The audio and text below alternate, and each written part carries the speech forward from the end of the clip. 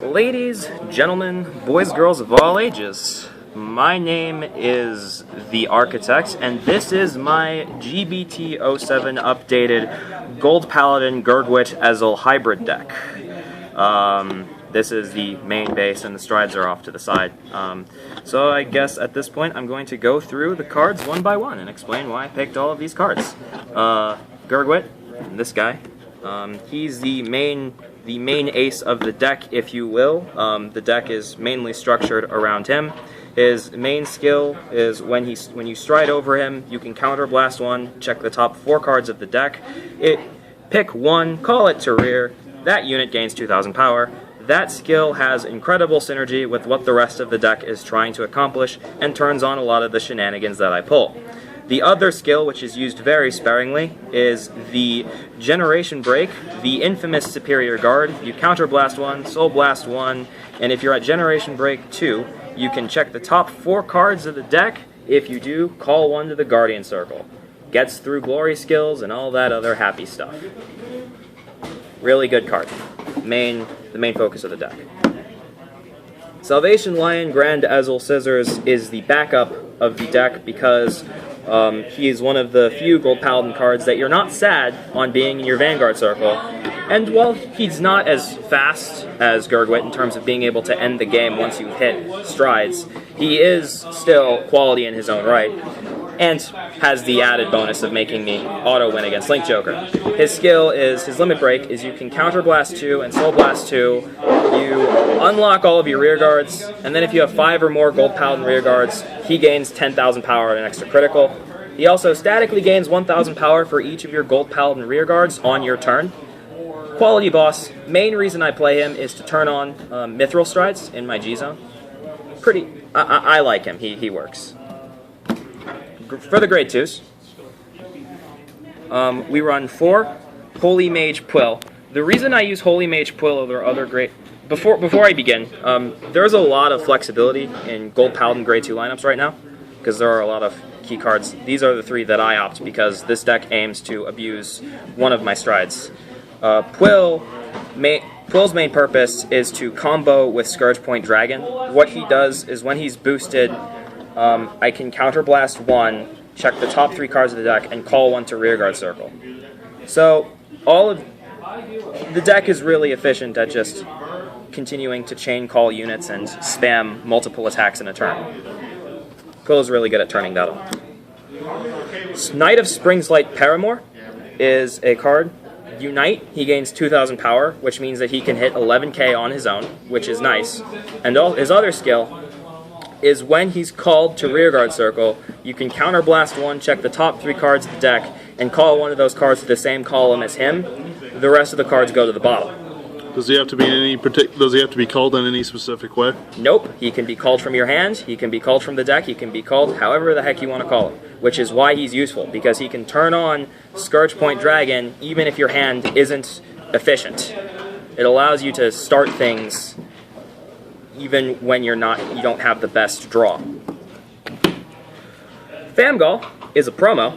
When he's called from the deck, you can just check top 3, call 1 for free. He is insane for continuing combo chains, and since you gain so much power from superior calling units through Scourge Point Dragon, the 8k base is not that big of a deal. For grade 1s, we run Jeffrey, Golbadoc, and Malagan. Jeffrey's skill is when at the end of the battle that he boosts, you may throw him into the soul, and if you do, you can draw a card. It allows you to convert cards on the board into cards in your hand, as well as sets up fuel for skills that use the soul, like Gurguit, like Stride Gurguit, like Malagan. Really efficient. It also opens up circles on your board, so that way when you're calling, you're not calling over your units, because this deck calls over a lot of its units a lot. So it makes you less sad in that regard. Golbadoc's your typical stride fodder, and searches out Gurguit. I mean, at this point we all know what those cards do. When he's placed, you can when he's placed from hand, you can search if you reveal a grade 3, you can search for a card with Gurguit in its name, add it to your hand, and pitch a card from your hand. And he allows you to stride. Malayagant is a grade 1, 5k. When you place him down, you can Soul Blast 2 to countercharge 2. Because of how fast this deck can build Soul with Scarface Lion, Flame of Victory, and Jeffrey and Jerry, you have a lot of Soul that you can spend on skills. So Malayagant eating 2 Soul isn't that big of a deal. And it allows you to use more of your counter blasts on Quills, which mean more attacks, Paramore, which means more value, Gurguit, which means more value. It allows you to keep going. And we use classic grade 1 we use classic perfect shields. Why the classic? They're classic because classic perfect shields do not care if you call them from the hand or not, which means you can use them to superior perfect shield with Gurguit. And since I'm running Malayagant and a grade 0 that also allows me to countercharge, I do not need the countercharging from the G perfect, so the added security is efficient. Fantastic. For triggers, we run 4 Catch Gull Liberator.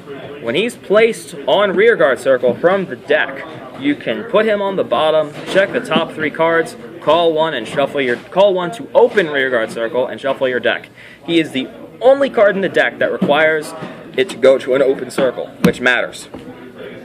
He essentially exists so you can re-roll your top checks, because this deck has a habit of rolling the dice of fate a lot in terms of checking the top cards of your deck. So when you see Catch Gull and you have bad choices, you can always call it out. And when you call him out with Scourge Point Dragon, you have the added benefit of casually giving your Vanguard 5,000 more power. Player of the Holy Pipe Jury is a 4k stand trigger that says, at the end of the battle that he attacks or boosts, you can put him into the soul. If you do, well, not you can, you have to. You have to put him into the soul, and then you countercharge 1. He also gains 3,000 power when Unite is on. All this is Unite. He allows you to continue to use skills. He fills soul for Gurguit, and has the added benefit of, if he's behind your Vanguard, you can swing with your Vanguard and then swing with a Quill, because you've already unflipped the damage off of him. It allows you to spend your resources in very awkward ways to maximize output. We run 5 crits, 2 Flame of Victory, and 3 Scarface Lion. The reason I play 3 and 2 is because Flame of Victory has the benefit of being able to be put into the soul during the main phase, so if I'm gearing up for a Gurguit turn, I can throw him into the soul to put more oomph on the Gurguit stride, as well as giving more power to my other units. Scarface Lion, however, allows me to put him into the soul as my Vanguard attacks to get a draw. So either of these units are fine superior calls. It's just that this one's better suited for when I'm winning the game, and this one's better suited for when I'm getting to that point. And we play 4 heal triggers because heal triggers. I like that assortment of heal triggers because, you know, having 4 different heal triggers is cool. And then we play Knight of Early Dawn Coel. He is a starter. He is the starter of the deck. His skill, when Unite is on and you're at Generation Break, you can throw him into the soul, check the top 3 cards of your deck, call 1, and that unit gains 2,000 power. He's there to combo with that. And we're going to get into that card in a minute. So that's the main deck, and now we're going to go into the G Zone. The most important card in the G Zone is Golden Dragon Scourge Point Dragon. He is the reason the deck is able to operate in the way that it does. His skill is when you call a unit from the deck, that unit and him gains 5,000 power. It means that when you're calling something off of Quill during the battle phase, the unit you call gains 5,000 power for more attacks during the battle phase. When you call Famgall with this guy out, both Famgall and the unit you call gains 5,000 power. Coel, the unit that you filter with Coel, gives you 5,000 more power. the unit you call off of Gurguit gets 5k power. All of the power that this unit spreads around allows you to drive your opponent into a corner as soon as you start striding. A corner that we aim to take advantage of using one of our other strides. As far as the other main stride in the deck, we run 4 copies of Absolution Lion King Mithril Ezel because he is essentially the backup plan if we're on top of Gurguit. It's a slower game plan because you don't have as much power output as. You mean Ezel, not Gurguit? Yeah, I'm sorry, Ezel. You're right. I apologize. Ezel. We don't have as much power output as we do when we're going Scourge Point and Gurguit, but what he does give us is a slower, more value-oriented game plan because he actually calls a unit, and the unit that he calls has a much higher quality because checking the top 5 is better than checking the top 4. His skill is you can counterblast 1 and flip up a copy of Mithril Ezel. If your Vanguard has, if your heart has Ezel in its name, you can check the top 5, call 1 unit. That unit and Ezel gain power equal to the called unit's power. So if I call, let's say, Famgal, both of them gain +8. And of course, you could summon something else out with Famgal, and thus the combo train begins. While it's not as output heavy as Scourge Point, it does allow me to essentially buy time while I either A, beat them over a longer game plan with this, or switch into Scourge Point and end the game like that.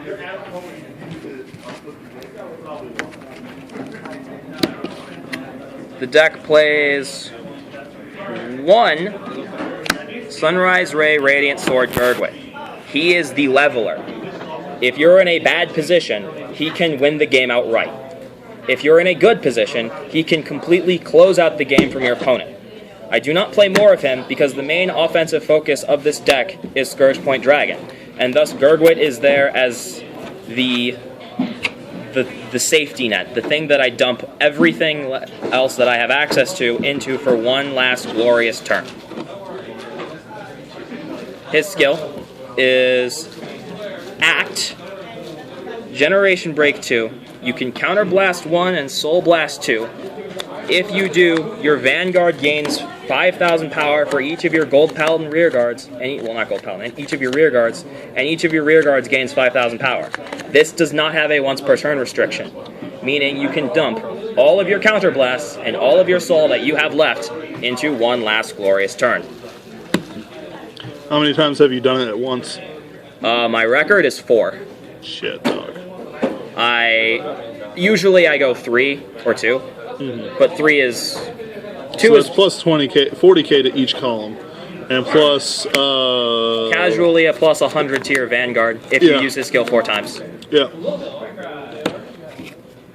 That's all kinds of nasty. Yep. Ray Breath is one of the lowest impact strides in the deck. However, it serves a very vital function. His skill is Unite. This unit gains 5,000 power, and your front row units gain 2,000 power. Doesn't sound like much. However, it allows me to, since he is completely costless and one of the few Gold Paladin strides that does something without having to hit, and is also costless, he allows me to stagger resources into the next turn. So, while still being able to present a decent offense with a low-quality board. That 2,000 power might not mean much, but when my board consists of the following units... if my board consists of things like this... If my board is something like that, that 2,000 power does volumes. So in other words, it boosts them into 17k and 16k respectively. Thus allowing me to hit 11k Vanguards. And sometimes, because of how often you're calling over your units in this deck, there are a lot of times you will have yourself with low quality boards, and the only reason that they're able to accomplish anything is because of all the power you're spreading with Scourge Point Dragon. So, Ray Breath allows you to essentially buy yourself, as resources in this deck are so scarce when it comes to being able to spend things. I play 1 copy of Seabreeze to punish Greatstuck, because it just turns a bad situation for them and makes it a million times worse. Doesn't it waste too many resources? Not because I play Maleagant. Because of the amount of countercharging in this deck, going on Seabreeze and having only Seabreeze as the counterblast that I spend in that turn is equal to striding on top of Gurguit and then calling something off of Quill. And it also turns on the rest of my... It also turns on Koa. Not a bad card. As far as G-Guardians, I play 2 copies of Slay Me Flare. His skill is when you G-Guard with him, you can send one of your units to the bottom of the deck. If you do, you check the top 5 cards of your deck and call 2 cards of different grades to the Guardian Circle. That allows you to cheat more guard into play through guard restriction skills, and also allows you to put cards back into your deck like Famgal, cards that have already served their purpose, and clears the way next turn for better calls. I play 2 copies of Rhea. If you have 2 or more rear guards, just a 20 kg guard. And I play 1 copy of Dismal, both to troll the Dimension Police matchup and to protect my units. Oh, friend, Dimension Police. Any good Dimension Police player just goes for the Vanguard. Oh, no. That's what the perfect shields are for. Yeah, well, no. Superior perfect shields. Friend, you know. As far as playstyle goes, the deck is basically vanilla until you hit your first stride, and then after that, the objective is to stride Scourge Point as much as possible and pummel your opponent into submission using superior calls shenanigans skills in order to maximize the power output on your board while also managing your resources. Show us a proper field. A proper field from this deck. Don't worry about resources or anything like that. I just want to see what it looks like. Ideally, you start off your first stride turn like this. Yep. And when you stride into Scourge Point Dragon, ideally the most important unit you want to call is Quill.